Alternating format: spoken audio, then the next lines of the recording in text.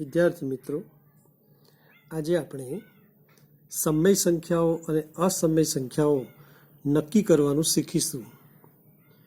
સમય સંખ્યા અને અસમય સંખ્યા નક્કી કરવાનું કામ ઘણા વિદ્યાર્થીઓ માટે અઘરું છે, પણ આજે આપણે ખૂબ સરળ રીતે સમય સંખ્યાઓ અને અસમય સંખ્યાઓ નક્કી કરવાની વાત શીખીશું. આ નક્કી કરતા પહેલાં આપણને કેટલીક સંખ્યાઓના ગણ ખબર હોવી જોઈએ. પહેલાં તો આપણને પ્રાકૃતિક સંખ્યા ગણ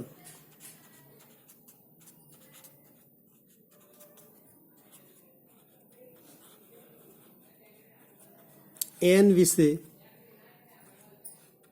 ખબર હોવી જોઈએ. ગણ એનની અંદર 1, 2, 3, 4 એ રીતે અનંત સંખ્યાઓ આવે છે. આ પ્રાકૃતિક સંખ્યાઓ કહેવાય છે. બીજો ગણ આવે છે પૂર્ણ સંખ્યાઓ. પૂર્ણ સંખ્યા ગણ, જેને આપણે W વડે દર્શાવીએ છીએ. જેમાં 1, 2, 3, 4, 5 એ પ્રાકૃતિક સંખ્યાઓ જે એનમાં છે તો આવશે જ, પણ અહીંયા એક સંખ્યા ઉમેરાશે 0 અને નવો ગણ બનશે W. હવે ત્રીજી ગણની વાત કરીએ, પૂર્ણાંક સંખ્યા ગણ. પૂર્ણાંક સંખ્યા ગણ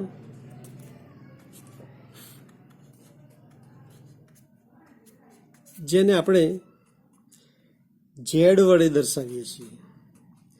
આની અંદર કયા સભ્યો આવશે? તો W ના બધા સભ્યો તો આવશે જ, 0, 1, 2, 3, 4 આ તો બધા આવશે જ, પણ સાથે સાથે ઋણ સંખ્યાઓ પણ આ રીતે આવશે. તો Z ની અંદર 0, 1, 2, 3 ધન પૂર્ણાંક અને -1, -2, -3 ઋણ પૂર્ણાંક સંખ્યાઓ આવશે.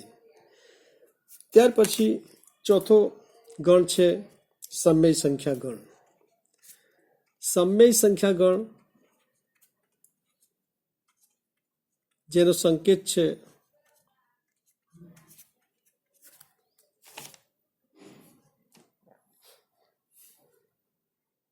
Q. એને આપણે કઈ સંખ્યાઓ આવશે? તો આમાં A/B એવા મળે કે A પણ ઝેડમાંથી લેવાના છે, બી પણ આપણે ઝેડમાંથી લેવાના છે, પણ આ બી જે છે એ શૂન્ય હોઈ શકે નહીં.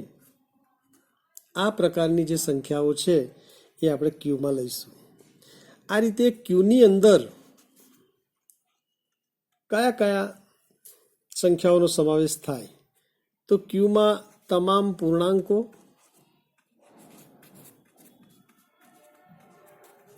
એટલે આ બધા જ પૂર્ણાંકો આવશે ઝેડવાળા, અને અપૂર્ણાંકો. અપૂર્ણાંક જે છે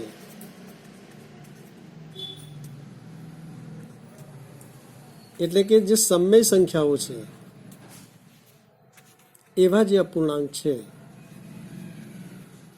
એ ક્યુની અંદર આવશે. હવે આપણે સમય સંખ્યા કોને કહેવાય એની આપણે વાત કરીએ તો બહુ ધ્યાનપૂર્વક તમે જોશો તો ખ્યાલ આવશે. અહીંયા એનના તમામ સભ્યો W ગણની અંદર છે, Wના તમામ સભ્યો Z ગણની અંદર છે, અને આ Zના તમામ સભ્યો Q ગણની અંદર છે, એટલે કે સમય સંખ્યા ગણની અંદર છે. હવે આપણે સમય સંખ્યાઓ નક્કી કરવી હોય તો એક કાળજીપૂર્વક તમારે ધ્યાન આપવાનું છે કે સમય અને અસમયની વાત કરીએ તો જે સંખ્યાઓ છે, બહુ ધ્યાનપૂર્વક અહીંયા જોશો તો તમને બહુ સરળ ભાષામાં ખબર પડી જશે. સંખ્યાઓ જે છે એમાં આપણે બે ભાગ પાડીએ. એક છે સમય સંખ્યા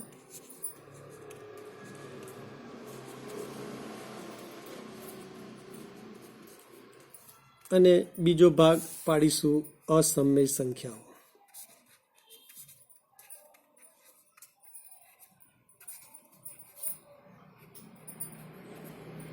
હવે સમય સંખ્યાની અંદર કઈ કઈ સંખ્યાઓ આવી શકે? તો સમય સંખ્યાની અંદર સૌથી પ્રથમ તો શાંત દશાંશ સંખ્યાઓ આવી શકે. શાંત દશાંશ સંખ્યાઓ.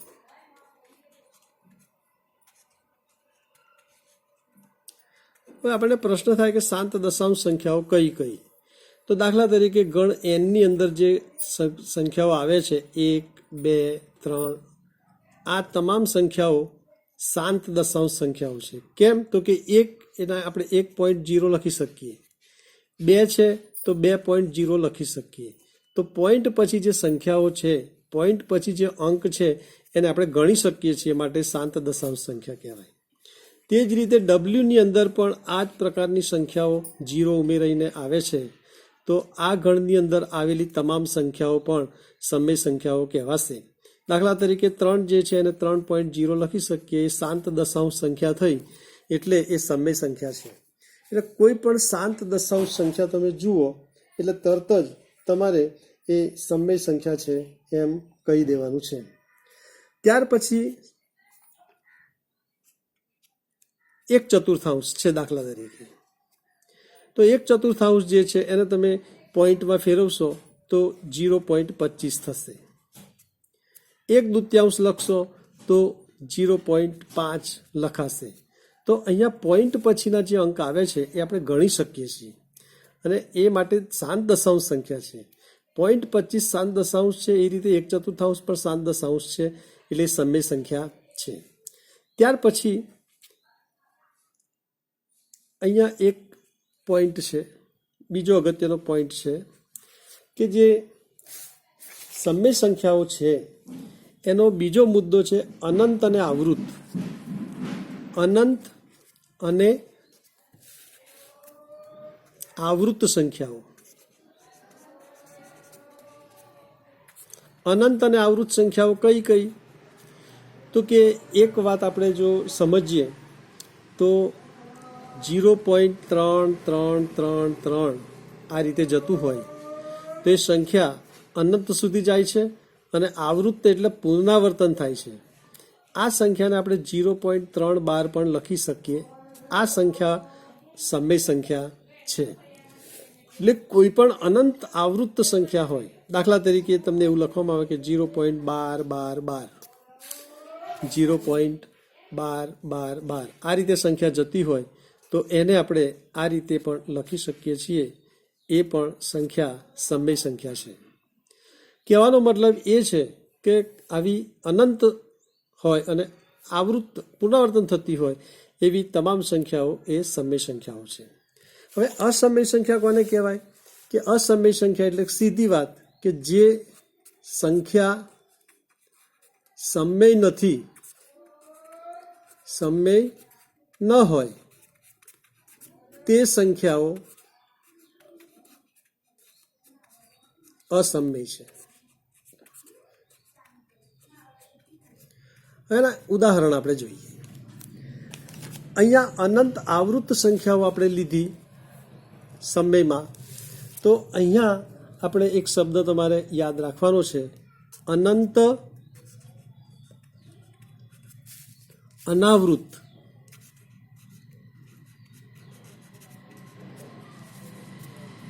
સંખ્યાઓ જે છે એ બધી જ સંખ્યાઓ અસમય છે.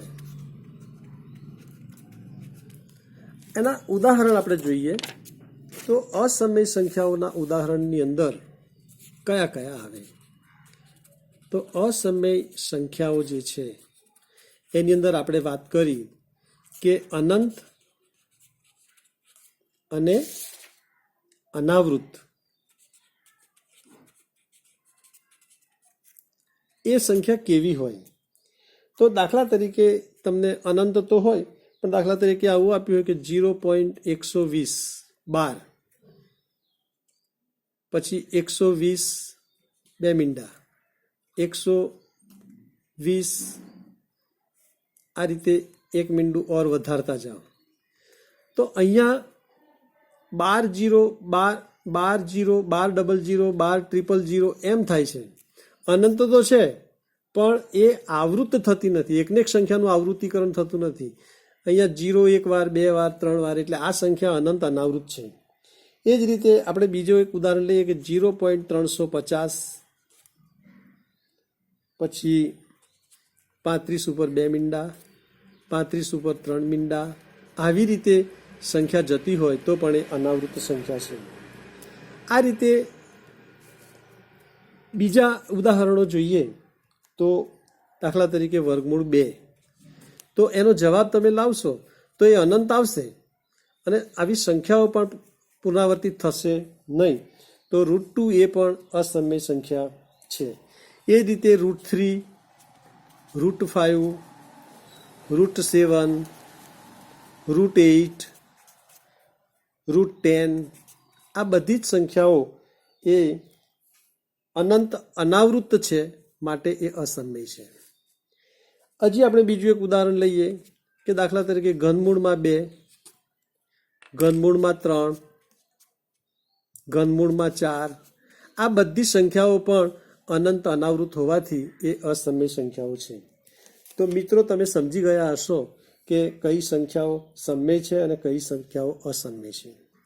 હવે અહીંયા આપણે એક ઉદાહરણથી વાતને વધારે સ્પષ્ટતાથી સમજીએ કે દાખલા તરીકે વર્ગમૂળ 1, તો એનો જવાબ આવશે 1, એટલે એનો જવાબ આવશે 1.0. એટલે આ સંખ્યા થઈ શાંત દશાંશ. શાંત દશાંશ સંખ્યા થઈ એટલે એ સંખ્યા કેવી કહેવાશે? સમય સંખ્યા કહેવાશે. ચાલો એ જ રીતે વર્ગમૂળ 4 છે, તો વર્ગમૂળ 4 જે છે એનું સાદુરૂપ આપો તો જવાબ અહીંયા આવશે 2 એટલે 2.0, એ પણ શાંત દશાંશ સંખ્યા થઈ અને તે પણ સમય સંખ્યા કહેવાશે. આ રીતે આપણે ઘનમૂળ 27ની વાત કરીએ તો ઘનમૂળ 27 બરાબર 3, 3 ગુણ્યા 3 ગુણ્યા 3, 3 તરી 9 તરી 27, એટલે 27નું ઘનમૂળ થશે 3. એને પણ આપણે 3.0 લખી શકીએ છીએ, એ પણ શાંત દશાંશ સંખ્યા થઈ અને તે પણ સમય સંખ્યા કહેવાશે. આ રીતે કોઈ પણ સંખ્યા હોય તો આપણે એને સમય છે કે અસમય એવું નક્કી કરી શકીએ. ઘણી વખત આપણને જોઈને એવું લાગે કે આ સંખ્યા કેવી છે. દાખલા તરીકે તમને પૂછે કે 9/4 આ સંખ્યા છે એ સંખ્યા કેવી છે, તો તમે એનું સાદુરૂપ આપો. 9નું વર્ગમૂળ 3, 4નું વર્ગમૂળ 2. 3/2 જે છે એ 3/2ને પોઈન્ટમાં ફેરવશો એટલે 1.5 થશે, તો આ શાંત દશાંશ સંખ્યા થઈ માટે એ સમય સંખ્યા કહેવાશે. આમ જોવા જઈએ તો 3/2 જે છે એ સમય સંખ્યા એટલા માટે છે કે 3 એ ઝેડમાં છે, 2 એ ઝેડમાં છે અને આ 2 જે છે એ શૂન્ય થતા નથી, છેદ શૂન્ય થતો નથી, માટે એ સંખ્યા સમય છે એમ પણ આપણે નક્કી કરી શકીએ છીએ. કેટલીક વખત જોતાની સાથે આપણને ભૂલ પડે એવું લાગે કે દાખલા તરીકે 49/2, તો આનું સંખ્યા સમય છે કે અસમય નક્કી કરો. તો 49નું વર્ગમૂળ 7, 7/2, તો આ રીતે સમય સંખ્યાની અંદર a/b એવા મળે કે એ ઝેડમાંથી હોય, બી ઝેડમાંથી હોય અને બી શૂન્ય ના હોય.